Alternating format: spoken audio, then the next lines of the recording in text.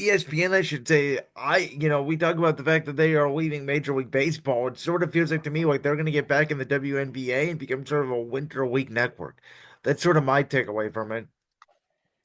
Yeah, I mean them leaving the MLB. I'm kind of I've been critical of Manfred in the past, but I think this is a move I can agree with just because Yeah. the only time they talk MLB if it involved the Yankees or the Dodgers, and that's it. They act like those are the only teams that exist. You would put on First Take one day, and it would be other sports, and oh, hell, Yankees did this, Dodgers did that. During the summer, and they were like, "You're not giving our sport enough exposure."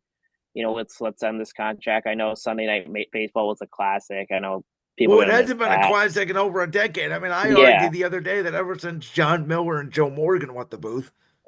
yeah. I mean, I know some of their announcers haven't been the best, or they bring in Michael Kay from the Yankees network to call games. I mean, they just didn't really care much. I mean, they got rid of Baseball Tonight, their baseball show, so they really showed it that they just they don't care much about baseball, and it's just just the network hasn't been the same since we were kids, Brandon. Like First Take is just a debate show. It's just like watching CNN or Fox News now. No, and it's funny because Enzo, like you said, I've been very critical, as you know, Ron, man, Fred. I've been very critical of baseball. There was points that I thought, maybe the WNBA could take over baseball, the way Caitlin Clark was rising. But I do think that like Shohei Ohtani going to the Dodgers was such a major move, and it put such a spotlight on baseball. And the changes Manfred has made with the pitch clock, which I was so against at first, and yet oddly the first 5 minutes I watched of the Guardians that season, I was like, oh yeah, this pitch clock is gonna work. The bigger bases, I didn't know. Apparently, it's had a bigger impact on stealing. Beginning the shift is not as big of an impact as I thought it would have. So, I kind of feel like baseball, and I think they've done a better job at marketing these guys over the last couple of years, though they are all in on the Dodgers, and we can see why they have an all-star team, obviously. But it does feel like a little bit like baseball wants to get back to that time. Like kids are, I feel, starting to get more invested in baseball. Like this past postseason, regardless of what happened with our Cleveland Guardians, I thought was one of the most fun, unique postseasons in baseball in a long time. Yeah, I mean, it definitely was. Especially the Guardians. The first round against the Tigers was pretty entertaining, and then the second round going up against the Yankees had that entertaining game 3. And it was just entertaining. I know not too many people are happy seeing the two biggest markets and the two most hated teams in baseball go at the World Series, the Yankees and the Dodgers, notoriously known for just having terrible fans too. We all know the Yankees have the most World Series. Any Yankee fan can tell you that. And same with the Dodgers being successful in the past couple years too. But I think baseball is getting back. I mean, ticket sales, have been doing better for them. I mean, I know baseball is like a more attending it in person is always much better than kind of watching it Yes. on TV. And you can even see just, ticket sales have gone up just going to a game. It's always like a fun summer activity for people to do too. I do wish that baseball, and I've been saying this for years, Enzo, and I might have told you this. Like, I don't think we need March 27th opening day. I don't think we need April I, baseball. Like to me, Memorial Day weekend. That is your campaign. Back to summer. Here we go. Here's baseball, 100 games, bam. yeah, I mean, I agree with you. March, obviously, just like where we live and just anywhere else up north where a lot of the teams are, the weather's not the best. I would say always like that May would probably work better. I know Memorial Day weekend, but that seems a little late as I know May it starts to Okay, get a little bit that's nicer fair. weather. But I just think May, it feels like April, it's rainy, it's cold. You could get snow where we're living. And You just teams you are just so never different. I know. mean, look at our Cleveland Yeah. Guardians. Look at the way we started off last year. Look at our rotation, and it was put together by duct tape, essentially. Um, speaking of our Guardians, they did make a lot of interesting moves this offseason, moving on from Josh Naylor and Andres Jimenez. Obviously, Carlos Santana coming back. They got Means coming over. Uh, they got Oswald coming over. Like, but it's weird. Like, I feel like this team should be the favorite to win the AL Central, yet it feels like they're still under the radar a little bit. Like, there's almost no hype to the baseball season. Maybe it's because our Cavs are doing so well in our area. I don't know what the reason is. Do you sort of feel that way too? A little bit. I mean, I'm really hyped for baseball. I'm in like a Guardians chat with some friends, and I think we're all like hyped. I think after last year, people are excited too. I just think Detroit got a little better after seeing them, and they added Alex Cobb, who we had last year, and they got some young players Cobb's like already hurt though again. Carpenter, Meadows, and Scooble was just fantastic. So I think Detroit got a little better.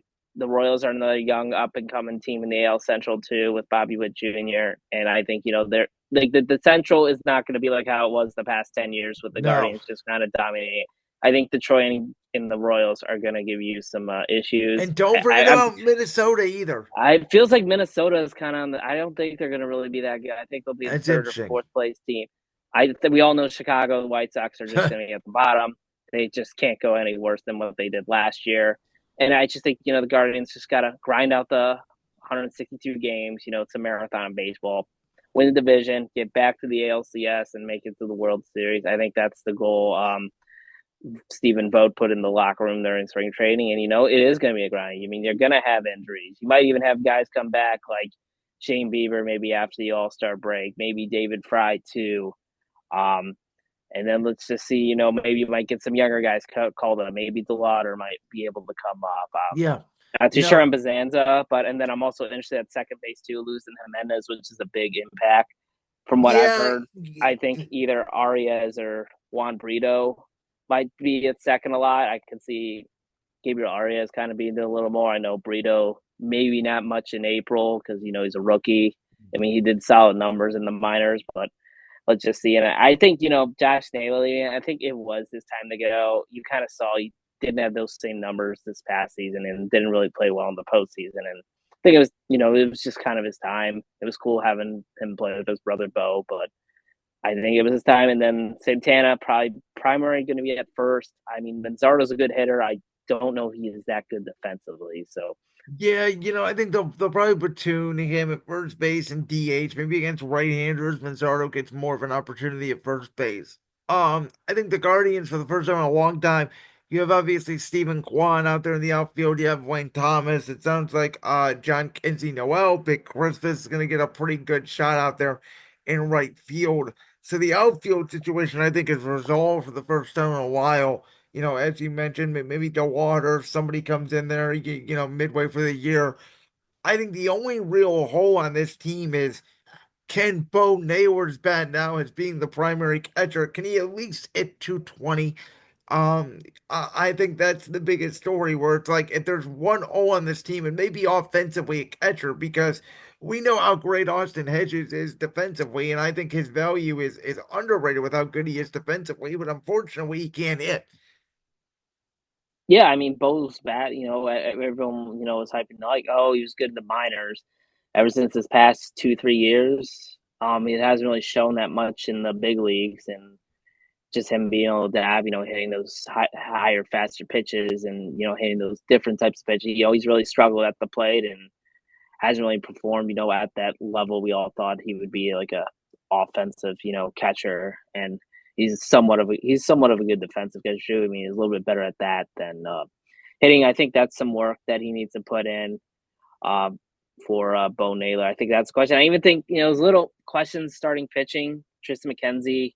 I think after last year, him getting sent down to Columbus just kind of shows where people are kind of at with him. Like the first couple of years, he was performing good, and then just last year, he just didn't have his things. Decided not to get surgery, and then it's kind of affecting him. I think in a spring training game last week, he gave up 2 3 runs in the game. So I think there's some questions going with him. I'm confident with Tanner Bybee. I think Williams will probably be better than he was last year. Mhm. Same with Ben Lively, and we can see what Luis Ortez can do in the rotation after we got him from Pittsburgh. The rumor out there is that McKenzie is in line to potentially get that fifth starter spot at least to start the year. Enzo, here is a take that I thought of last week that I don't think anybody has said. Okay, so McKenzie's had injuries, right? We all know that. We all know he has a very powerful fastball, and when he's on, he has a nasty curveball. To me, why don't you make McKenzie in the bullpen? I don't think that's a bad idea. I mean, our bullpen, is probably still one of the best in the league. Maybe starting him in the bullpen, seeing if he can get his, stuff back. Like to and me, wait it out is until maybe he the Bieber next comes Eli back. Morgan? Like is he the Eli Morgan replacement where he just goes from the starter to the pen? Yeah, I mean, he could potentially be in like the Eli Morgan situation. Like that clip from the Brands World podcast? If so, make sure you go down there and hit that subscribe button. While you're down there hitting the subscribe button, make sure to also hit the notification bell so you never miss another upload. And make sure you check out all the other clips from the Brands World podcast right here on YouTube.